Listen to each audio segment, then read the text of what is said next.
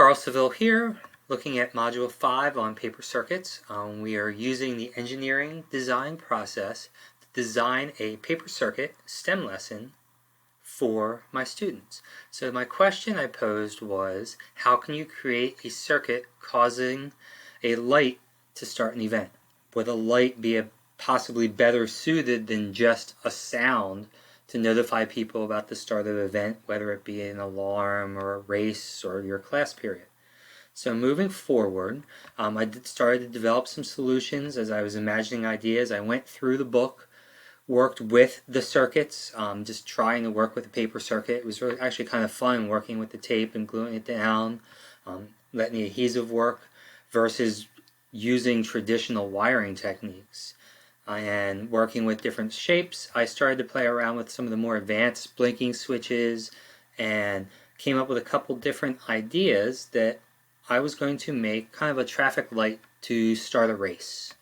I was thinking about watching the students a couple months ago trying to race vehicles that they created in their STEM class, and they were really having a hard time communicating, getting it to start at the same time, timing it right. There were other groups around, so there was a lot of noise going on. So I thought, hey, maybe using a light source could help that group work more quietly and efficiently to come up with the goal of starting and timing their cars as they work them. So I came up with, maybe I'm going to work with a street light. I worked out the basic design with a slide so that as my finger would hit these different foils, they worked as switches to turn on 3 different lights. They're going to be red, yellow, and green, like a traffic light, and you go on green.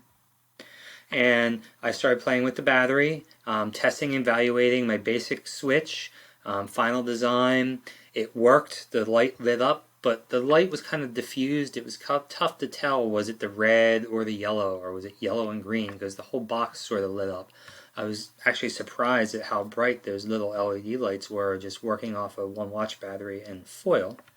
So moving forward, I went back in and I started refining my design. So to stop that light from diffusing, I tried something simply. I just added some paper in here that separated it so that each light had its own box that it lit up within the design. And I kept the rest of my design the same. And when I finally went through my video, I went in and as I slid my finger, I got the red, yellow, green would be go on the design.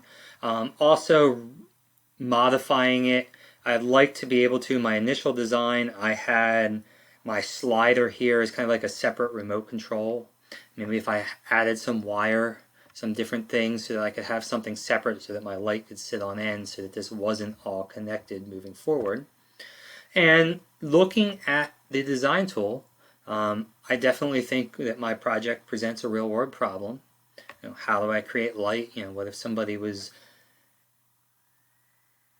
hearing impaired, having a light they could see that it was time to go. Students relate, I think that they could relate to the problem where, starting an event, a race. There's definitely multiple approaches, probably many more creative ideas than I did, but there's also, you could just do a real basic circuit. When it connects, it meets the criteria that they created a light that lights up to start an event. We apply some circuits, some grade level content for middle school, looking about electronics and circuits. I think there's definitely some problem solving, student-centered, hands-on approach. I try to keep the initial question as vague as possible to let the students go out and try their own things. Does the lesson lead to design development of its prototype? Yes. Hopefully they have a working prototype or they figure out how to make their prototype work. Technology is clear. I think it is clear that they're working with the circuits on the lesson. Engages students in teamwork to create their designs, to race their their cars, if that was what we were doing. That was kind of how I started the lesson. Solution, evaluating results. The students at the end of my lesson share their item with the class so that they can discuss it and look at and try each other's final project. So they're communicating their results and each group can kind of see and build upon what the previous groups have done. Thank you.